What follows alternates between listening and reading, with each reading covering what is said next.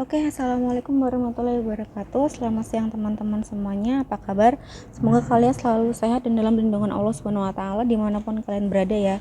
Oke, kita pada siang hari ini akan mempelajari tentang kombinasi bisnis pada mata kuliah akuntansi keuangan lanjutan 2. Langsung aja kita mulai.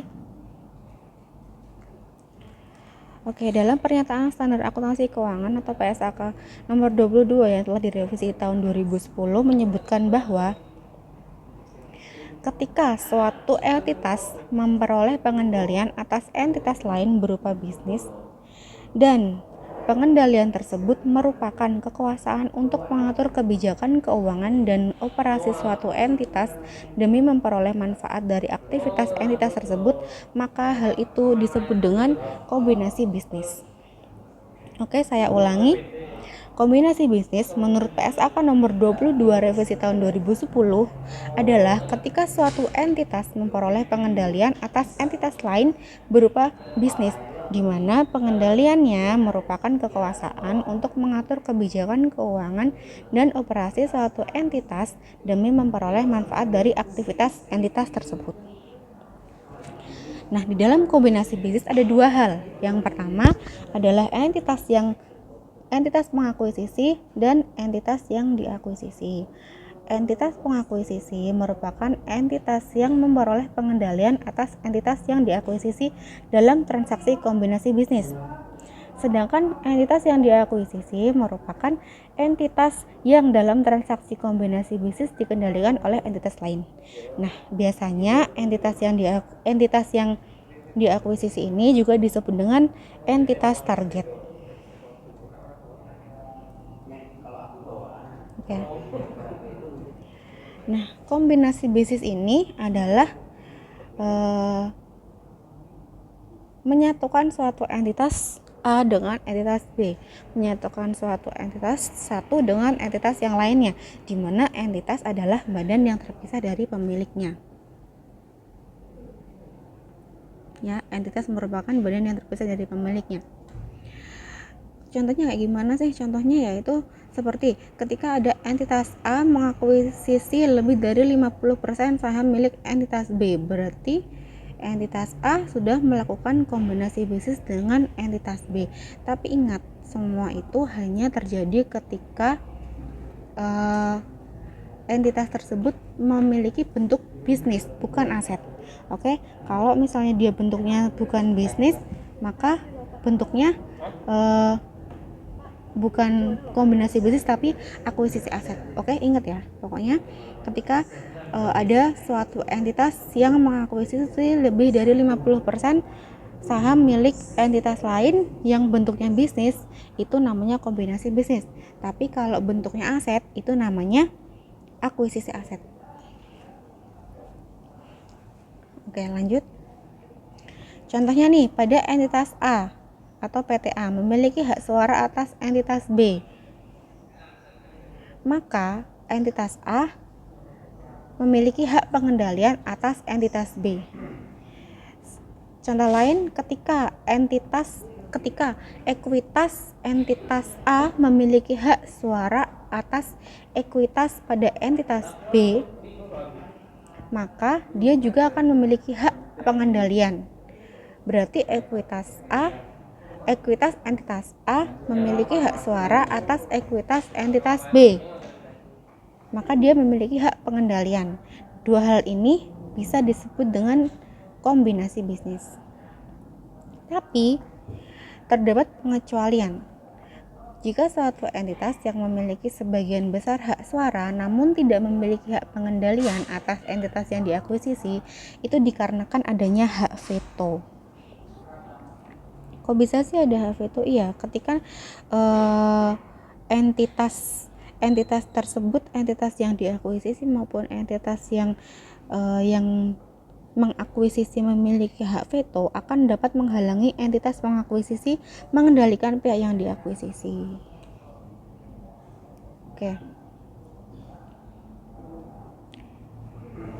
Kita perhatikan contoh tersebut ya. Kita perhatikan contoh ini. Ketika PTA memiliki atau mengakuisisi 90% hak suara dari PTB, di sini telah terjadi kombinasi bisnis karena PTA memiliki hak pengendalian atas PTB.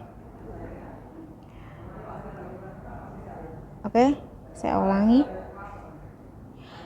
PTA mengakuisisi 90% hak suara PTB.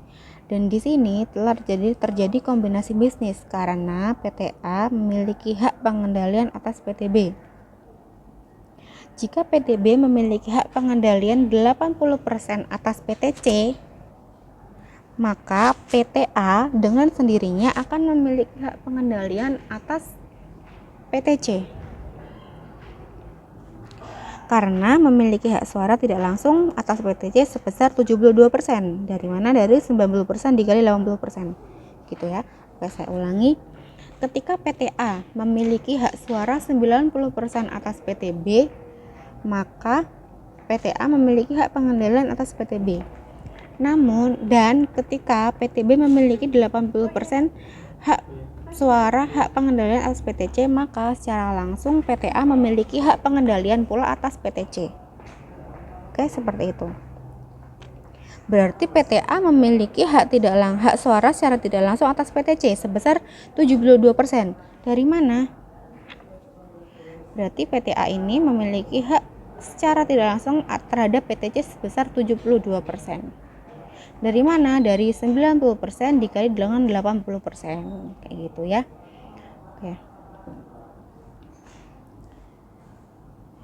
Nah, dengan adanya transaksi tersebut berarti PTA sudah melakukan kombinasi bisnis terhadap PTB.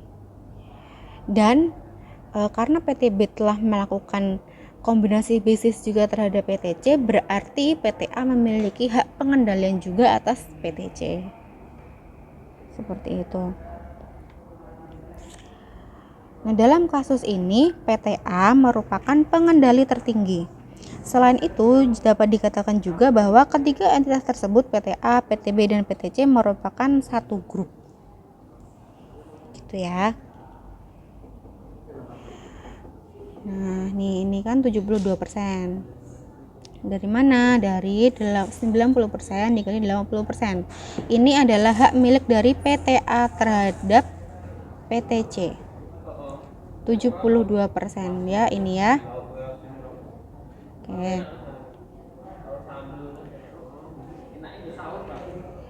Oke, next kita langsung aja, kita cepet-cepet aja di sini. Oke, di PSAK nomor 22 revisi 2010 menyebutkan bahwa kombinasi bisnis terjadi pada saat satu entitas mengendalikan entitas lain yang berupa bisnis. Tanggal transaksi kombinasi bisnis adalah tanggal diperolehnya kendali atas suatu bisnis.